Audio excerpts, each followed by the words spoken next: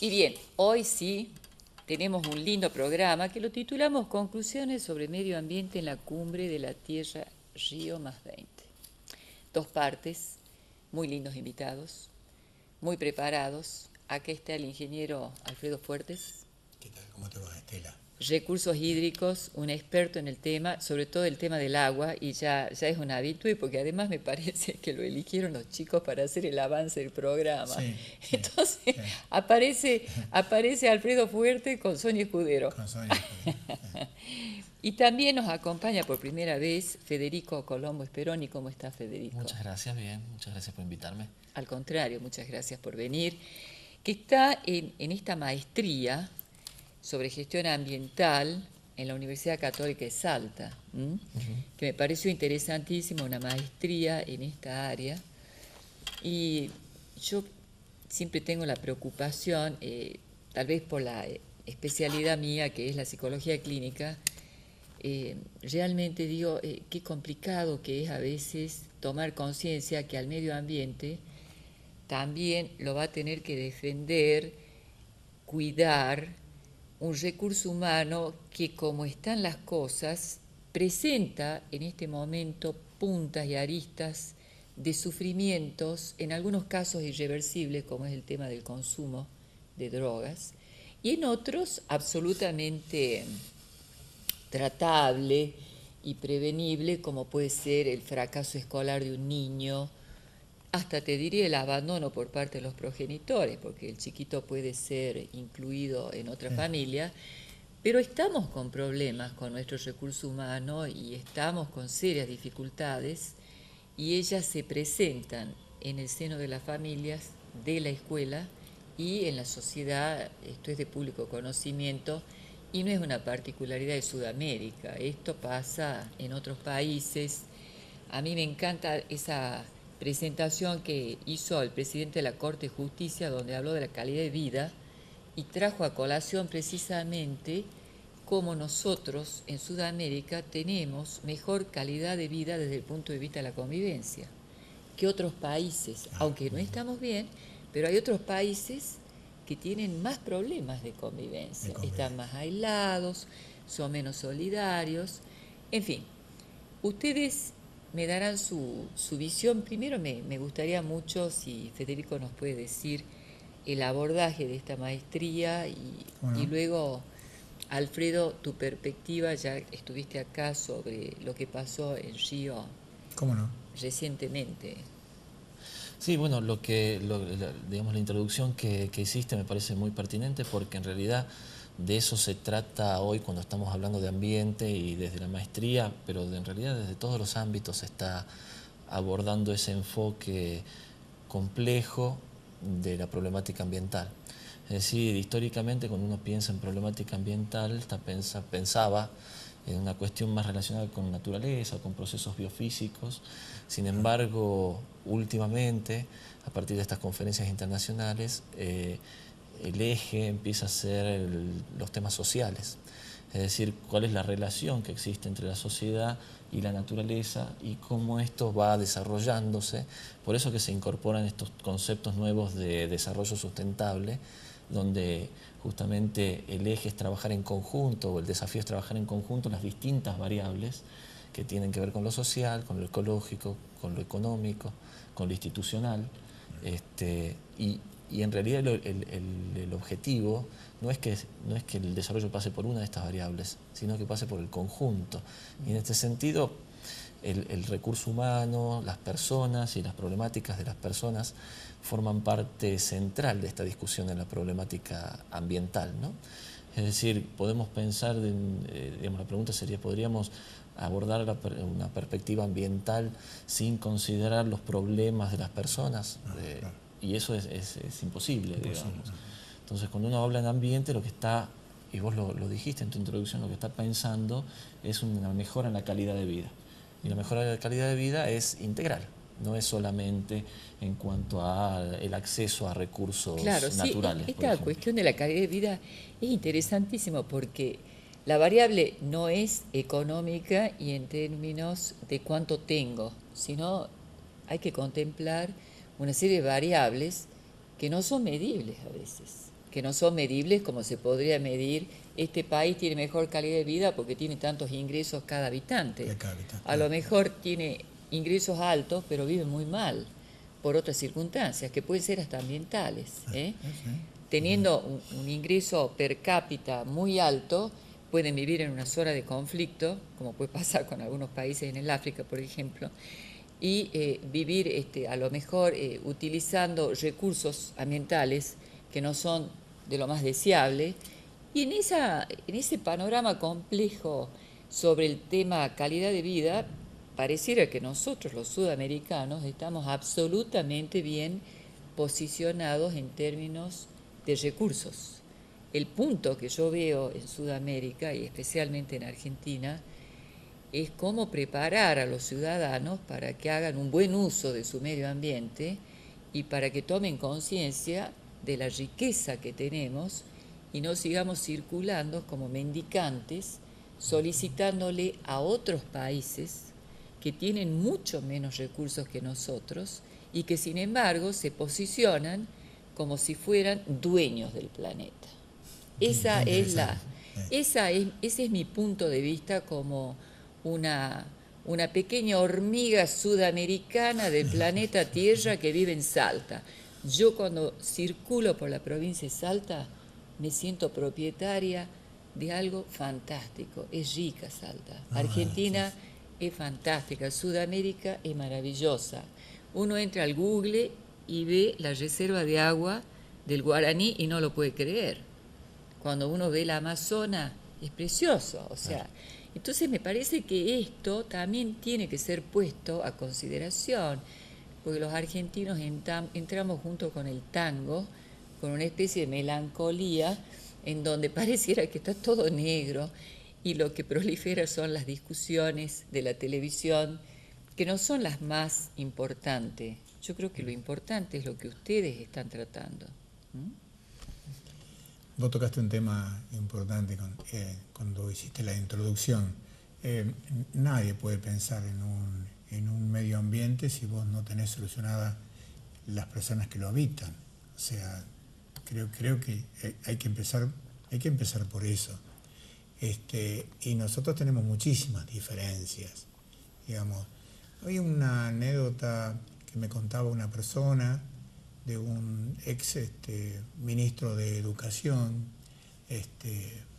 Buarque, en la cual le contesta a un norteamericano cuando le dijo que no pensara como brasilero, sino que pensara como humanista con respecto a la Amazonía. Que es todo un tema. Que es todo un tema. Entonces, del patrimonio de la humanidad. Lo contestó muy bien. Dice, yo como humanista tendría que decir que la Amazonas tiene que ser un patrimonio de la humanidad. Pero no solamente el Amazonas. ¿Qué pasa, por ejemplo, con los niños del planeta? ¿Por qué también no los consideramos como patrimonio de la humanidad? Y hacemos que ningún niño nazca y no tenga un derecho al agua o al alimento o a la educación. Por supuesto. Entonces, digamos, si nosotros queremos tener un mundo globalizado en donde hacemos estas acciones macro que son muy difíciles de llevar a cabo por las distintas ideologías y demás, y estamos viendo que hay ciertos elementos que deberíamos declararlo como un patrimonio universal, creo que tenemos que agregar muchos más. Las riquezas, por ejemplo. ¿Qué pasa en este momento, aunque yo espero un cambio de energía pronto, pero qué pasa con las reservas de petróleo en el mundo? ¿Por qué no las universalizamos también? ¿Qué tantos problemas le trae a la humanidad? Entonces, fue planteando varios temas en la cual como humanista él estaba de acuerdo. Ahora dicen, pero si no declaramos todos estos conceptos como patrimonio de la humanidad, evidentemente que la Amazona lo considero como brasilero, que es por supuesto, de los brasileños y nada más. Propio pero está ahí, él estaba abierto siempre y cuando se consideraran otros tipos de cosas como patrimonio Especialmente universal. Brasil, a donde uno ve el extremo de la pobreza, porque realmente si hay lugares en donde la calidad de vida es pésima, es en una favela como la Rosiña, Claro. en un lugar maravilloso, pero está el problema de convivencia que tiene Brasil. Pero los Sí. invito a un pequeño corte con nuestros ¿Cómo no? auspiciantes y ya volvemos. Sí.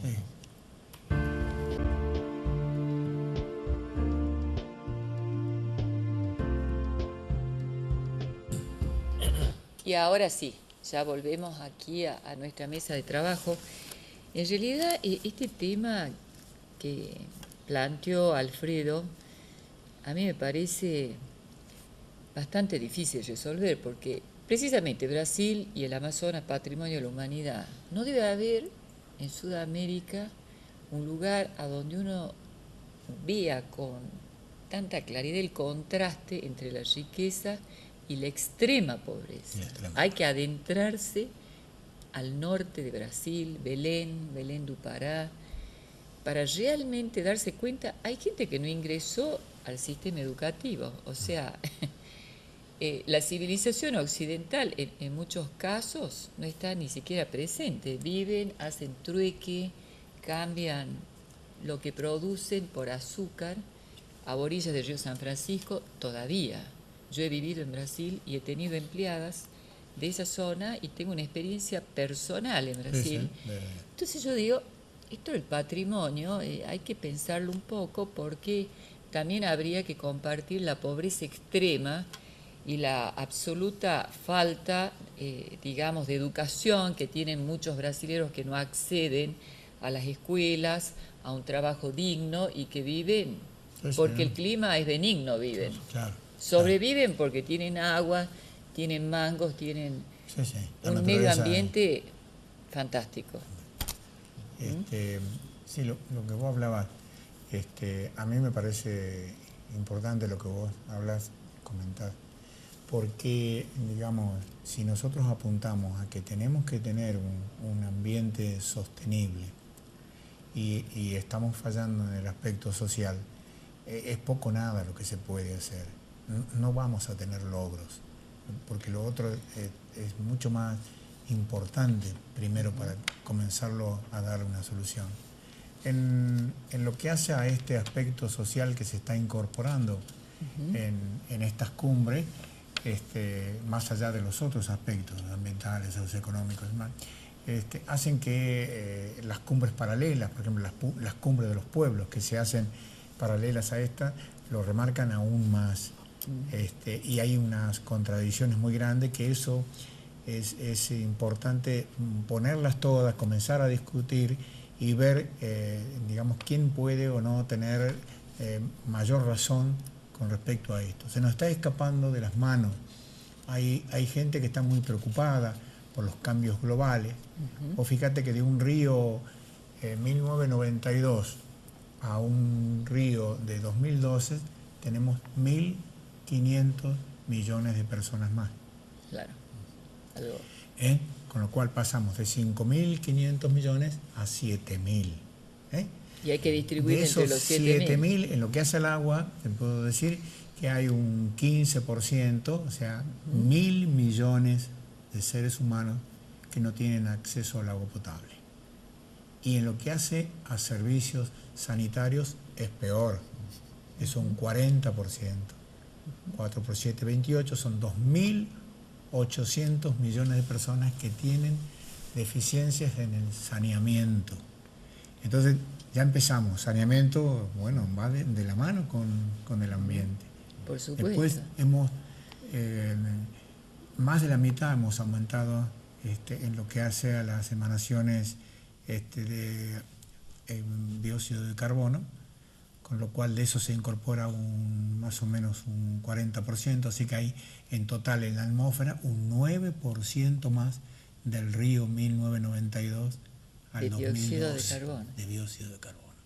Entonces, eso hace un calentamiento global, eso ha aumentado en los últimos 20 años 0,4 grados centígrados. Perdón, una pregunta, ¿cómo llegan ustedes a medir el dióxido de carbono en la atmósfera? ¿Cómo se capta el 9%? ¿Hay alguna forma Sí, de...? formulaciones matemáticas, sí, están debidamente... Y digamos que en la Tierra hay zonas en donde este dióxido de carbono, me imagino que las ciudades tienen una concentración mayor que las zonas... Y es más, Estela, hablábamos con Federico fuera de cámara, que los países emergentes son ahora los que han aumentado en proporción, más allá que los industrializados siguen en vanguardia, pero han aumentado muchísimo sus emanaciones. Así que es una carrera en la cual es muy difícil de parar, y bueno, hay una preocupación muy grande y la gente de las cumbres paralelas dice, no se ha hecho nada. Parece no se ha poco avanzado. lógico, entonces digo, si los países del primer mundo,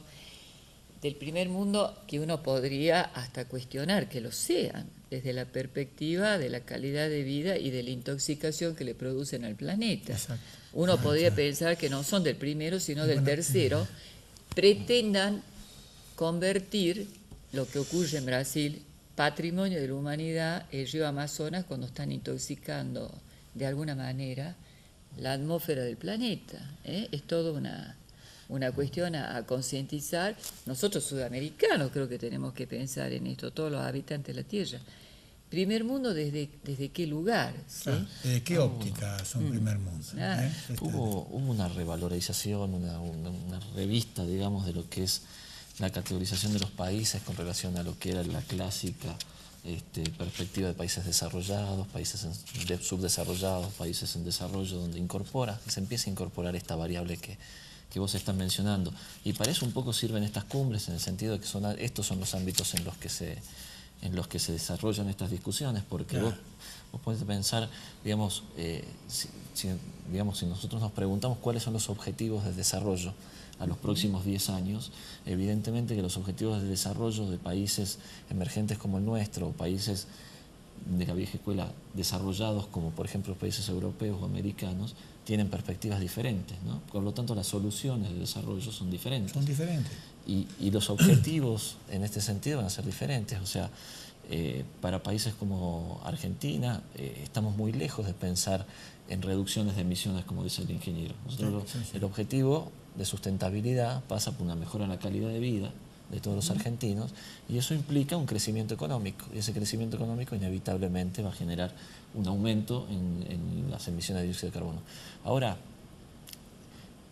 sin embargo, en las cumbres se discuten estas cosas y surgen estas preguntas. O sea, la Argentina también no puede renunciar a un crecimiento porque indudablemente tiene que darle de comer a sus habitantes. Ahora, me parece que ahí entra precisamente toda esta cuestión de lo sostenible. ¿Qué se quiere decir con lo sostenible de producción y consumo?